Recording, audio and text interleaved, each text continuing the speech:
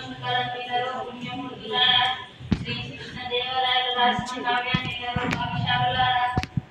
అవునవును, విజయనగర సామ్రాజ్యాన్ని ఏలిన ఆ రాయలవారు రాసిన అద్భుతమైన గ్రంథం ఇది. రాయలవార అంటే మన గుంటలో దొరికే రాయలవారి కోడి పులావు ఆయనే కనిపెట్టారా గురువు గారు? రే దిగ్గరుడా, అది తిండి కాదు, తెలుగు సాహిత్యాన్ని ప్రపంచ స్థాయికి తీసుకెళ్లిన సాహితీ సమాధాన సమూహములు దూరం ఈయన. దక్షిణ దేశాన అందాల వెలుగుతూరు గ్రామం కలదయ్య. అచ్చట విష్ణు భక్తుడుండెనయ్య. రోజు దేవుని సేవలో ఉండెనయ్య.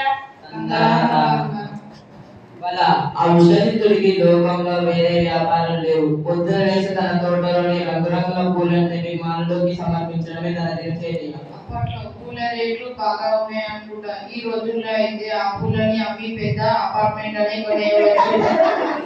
ఆయన పూలు అమ్మలేదురా వైరవ, దేవుడికి ఉచితంగా పరమ భక్తితో సమర్పించాడు. ఒకనాడు ఆ విష్ణుచిత్తుడికి తోటలోన తులసి మొక్క మొదట్లో పాప దొరికెనయ్యా. ఆ పాప గోదా అని పేరు పెట్టెనయ్యా. చూసారా, అయాచితంగా దొరికిన ఆ బిడ్డను కన్న కూతురి కంటే ముద్దుగా చూస్తున్నాడు విష్ణుచిత్తుడు. ఆమె పెరిగే కొద్ది రంగనాథుడిపై భక్తి కూడా పెరిగింది గోదాదేవికి.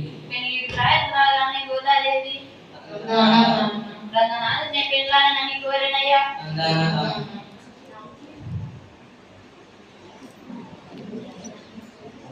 ఇక్కడ అసలు ఉన్నది రంగనాథుడు దాన్ని మెచ్చుకున్నా లేదో విశ్వజిత్తుడు తెలుసుకోవడానికి గోదాదేవి చేసిన మాలను స్వామివారికి రహస్యంగా వెళ్ళొచ్చు అతను చూస్తుంది. గురుగారు, దేవుడి సొమ్ముని దొంగతనం చేస్తున్నారు. ఇది చీటి గురుగారు, ఇది చీటి.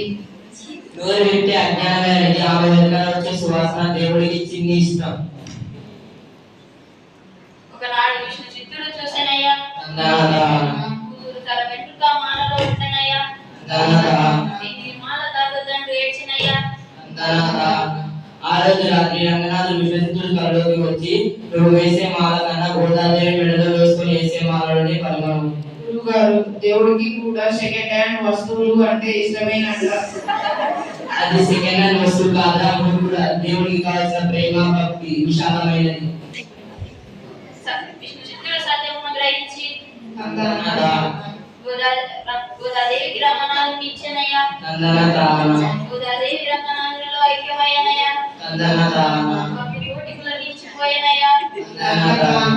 అలా గోదాదేవి ప్రేమ భక్తి ముందు దేవుడైనా లొంగాల్సిందని తెలియజేసింది కథ. కథ విన్న వారికి చల్లని దీవెనలయ్యా. కథ చదివిన వారికి నూరేళ్ళ ఆయుష్య్యా.